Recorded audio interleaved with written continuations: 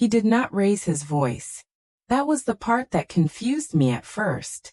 He just reached across the table, calm as anything, and hit my daughter across the face. Once, twice, 3 times. Open hand. And I was sitting right there, holding that old serving spoon, and I did not move. I think about that sometimes. How still I was. His mother was sitting across from me. She said, "And I will never forget this as long as I live," she said. That is how she learns. No pause before it. No surprise on her face. Just that sentence, delivered like a weather report. My name is Lucille, and I am 61 years old. I have been sitting with this memory for a while now. If you are here for the first time, I want you to know I am not telling this to impress you with what I did. I am telling it because it is true, and because truth sometimes needs somewhere to go. There are things you do not see coming, and then there are things you saw but would not let yourself understand. This story is about both kinds. Asterisk, asterisk, asterisk. Renata had been married to Marcus for 6 years when that October came. 6 years is long enough that a person stops looking for signs. You have already decided what you think the marriage is. You visit, you watch the children, you drive home. I had done that maybe 100 times. They lived in a part of Memphis where the streets go quiet early. Nice neighborhood. 2-story house with a yard the children could actually use. Renata had painted the kitchen herself the previous spring. A soft yellow that I remember thinking looked like her. Warm and careful. She had shown me photographs on her phone, and I had told her it was beautiful, and I meant it. Marcus was a tall man.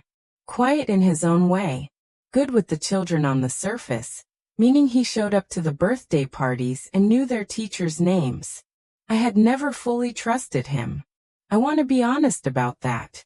There was something in the way he redirected conversations. Not aggressive. Just a small, consistent pressure. Like he was always adjusting the angle of things. If Renata started a story at the table, he had a way of finishing it for her, not rudely, but definitively, in a way that let everyone know the story was now over. I noticed it, and I told myself it was just his personality. I told myself a lot of things over those 6 years. Patricia, his mother. She came down 4 times a year from north of the city. She had the kind of loudness that does not invite response. She once told Renata, in front of me, that a well-kept house was a woman's first language. She said it pleasantly, the way someone states something they have never once considered might be questioned. I remember watching Renata smile and say nothing. And I remember thinking, I should say something. I did not. That is also part of this story. The things I did not say when I had the chance. Asterisk, asterisk, asterisk. The dinner that Saturday had started ordinarily enough. Renata had cooked all afternoon. The children were at the table, the boy 4 years old and the girl barely 2. And Patricia was already deep into a story about someone from her church. Marcus was quiet. I noticed he was quiet, but I told myself he was tired. I do not remember what started it. I have gone back through that evening so many times looking for the first thing, and I cannot find it. Maybe it was the way Renata answered a question. Maybe she did not answer fast enough, or maybe she answered in a way he decided was wrong. I think it was something small. Smaller than what followed. His face changed. And I saw it change. There was maybe 2 seconds between that shift in his expression and the moment his hand moved. 2 seconds where I knew something was wrong and did not understand what I was about to watch.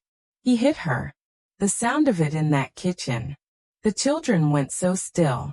The little boy had a spoon in his hand and he just stopped moving, mid-air, like something inside him understood before his mind did. The girl was looking at her plate. Renata did not make a sound. She looked down. He hit her again. And then a 3rd time, measured, like he was making a point he had made before. Patricia said what she said. I was holding the serving spoon. The old one, the heavy wooden-handled one I had brought from my own mother's kitchen years ago. I had set it on the table when I sat down and I picked it up at some point during the meal. And now I was just holding it, and the room was as quiet as I have ever heard a room be. I looked at Renata. She did not look up. I set the spoon down. I stood up, picked up my purse from the counter, walked to the hallway. I did not say a word. Not one word. To him, to her, to Patricia. I am not sure I could have. Asterisk, asterisk, asterisk. I called Carolyn from the hallway. I have known Carolyn for 22 years. We worked together at the same downtown firm for most of that time. She as an attorney and I as a legal assistant. And over those years she became the person I called when I did not know what to do. She had told me once, maybe 4 or 5 years before that night, that if I ever saw something in my daughter's house that made my stomach drop, I should call her before I called anyone else. I had filed that away and hoped I would never need it. The phone rang twice. She picked up. I told her what I had seen. I said it plain because I did not know any other way to say it. She was quiet for a moment. Just a moment, but long enough that I wondered if I had said it wrong. If maybe I had misread what happened. If maybe there was some other explanation I was not thinking of. Then she said, "Lucille, I need you to go back in that room. Do not leave her alone tonight. Can you do that?" I said I could. She said she was going to make some calls. She said I should not do anything else until I heard from her. I stood in that hallway for a minute. Maybe less. I could hear Patricia still talking in the kitchen, her voice filling the room the way it always did, and I thought about what she had said. That is how she learns. I thought about how many times she must have said something like that before. How many rooms she had said it in. How many years of saying it had made it feel ordinary enough to say at a dinner table in front of small children without lowering her voice. I went back in. Marcus looked at me when I came through the doorway. There was nothing afraid in his face. Nothing at all. He looked at me the way a man looks at someone he does not consider a variable. I have thought about that look more than anything else from that night. That flat, unbothered expression. It told me everything about how long this had been going on, and how safe he had believed himself to be. I sat down. I picked up the serving spoon. I said quietly, "The food is good, Renata." She looked up then, right at me, and I held her eyes, and I hope she understood what I was trying to say without saying it, which was, I am not leaving. I did not leave. I am still here.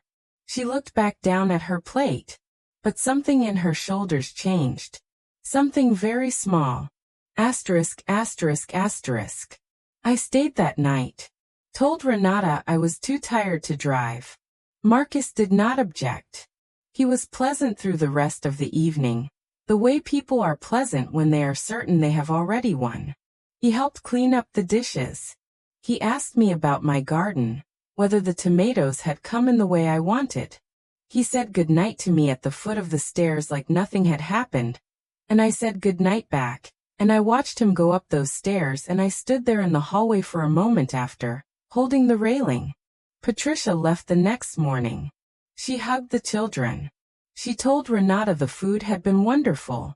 She did not say anything to me when she passed me in the kitchen, and I did not say anything to her. Renata and I talked later that afternoon, after the children went down for their nap. She stood with her back to the counter, and she told me things I had not known, things that went back further than 6 years, further than I wanted to understand. There had been other times. Not always like that night, she said, sometimes quieter, sometimes just words.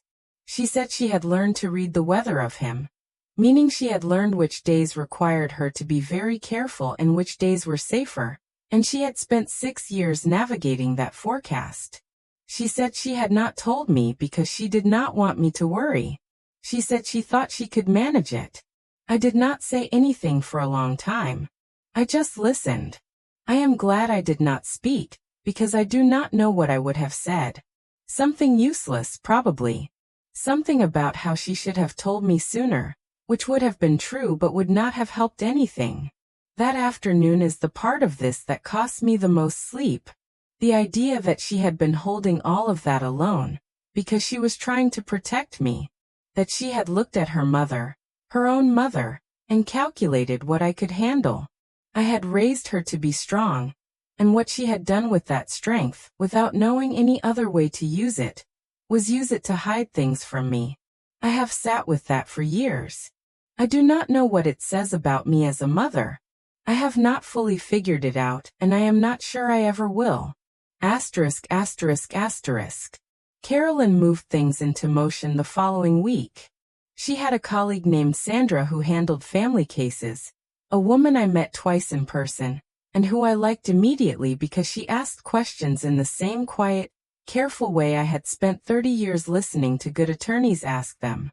Not to perform, just to understand. Marcus had believed himself to be in a situation that had no consequences.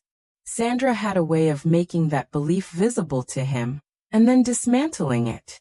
What followed was 14 months of slow, unglamorous work. I will not walk you through every step because the steps are not the story. The story is what those 14 months felt like from inside them. There were weeks when Renata called me frightened, not of what was coming but of the uncertainty, the not knowing how it would land. I sat on the phone with her, and tried to be steady. Some nights I was steady and some nights after I hung up I sat in my own kitchen at the table, and felt something I could not name exactly. Not anger. Something older and heavier than anger. Something that had to do with all the Saturdays I had driven home from that house telling myself everything was fine. There were evaluations. There was a custody arrangement eventually. The children stayed primarily with Renata. Marcus had supervised visitation while certain things were being assessed. He hired an attorney and that attorney was good. And there were months where nothing seemed to be moving and Carolyn had to remind me that slow was not the same as stopped. Patricia, when she finally understood that the situation was real and had real edges, went very quiet. That silence was something I noticed.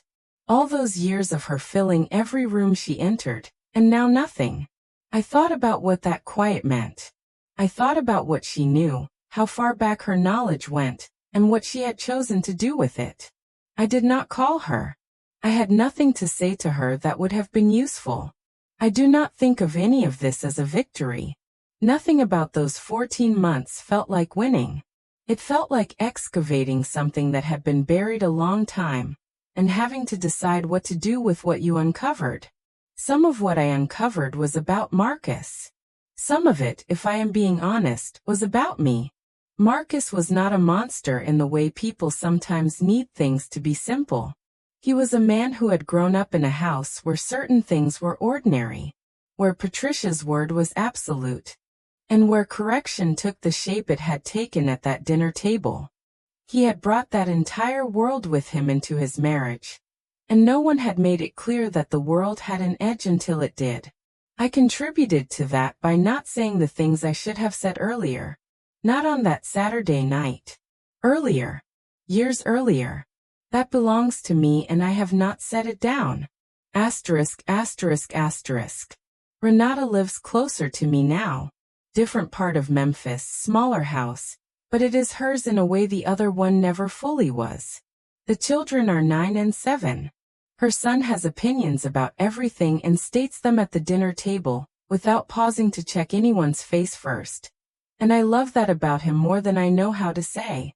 Her daughter draws constantly, fills whole notebooks, and last spring she showed me a drawing of our two houses side by side with a road between them.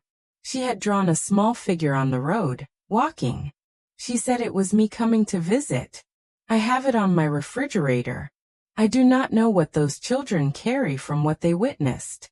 I think about it more than I let on. Some of what they carry will probably only make itself known years from now, in ways none of us can see yet. I hope what they hold most clearly is the memory of their mother deciding differently, even when it was hard and uncertain and long. But I do not know. I am still finding out. I think maybe you are always still finding out with children, even after they are grown. Renata told me once, maybe a year after everything had settled into its new shape, that the thing that had held her most steadily during those 14 months was not the legal process and not the counseling, though both of those mattered. It was watching me walk back into that kitchen and sit down. She said she understood from that moment that I was not leaving her there. I have thought about that many times. How small the action was. How large it apparently landed. I did not make a speech. I did not confront Marcus or say a word to Patricia. I just walked back in and sat down and picked up a spoon and said the food was good. Sometimes that is the whole thing. Just going back in. Asterisk, asterisk, asterisk. I have that serving spoon in my kitchen now. Renata gave it back to me last Thanksgiving, wrapped in a dish towel, without explanation. I held it for a moment before I understood what she meant by it. That it was mine again. That the night it had witnessed was no longer the ground we were standing on. I put it in the drawer with the other things that have been in my family a long time. It sits there now ordinary, worn where years of hands have held the handle smooth. I still think about that October night more than I expected to, even now. Not with the same weight as before. More like the way you pass a place you remember from a hard season. You recognize it. You note it. You keep going. There is one thing I have not resolved, and I want to say it plainly, because I have tried to be honest about everything else in this story. I do not know if I forgive myself for the years before that night. For all the visits and the dinners and the long drives home. For the things I noticed and quietly reclassified as personality, as tiredness, as none of my business. I understand why I did it. Understanding it and making peace with it are not the same thing. And I want to be careful not to pretend otherwise. Maybe I will get there. I think about it on certain evenings when the house is quiet, and I am sitting where I tend to sit, and my mind goes back. The spoon is in the drawer. That is where I have left it. That is where it belongs.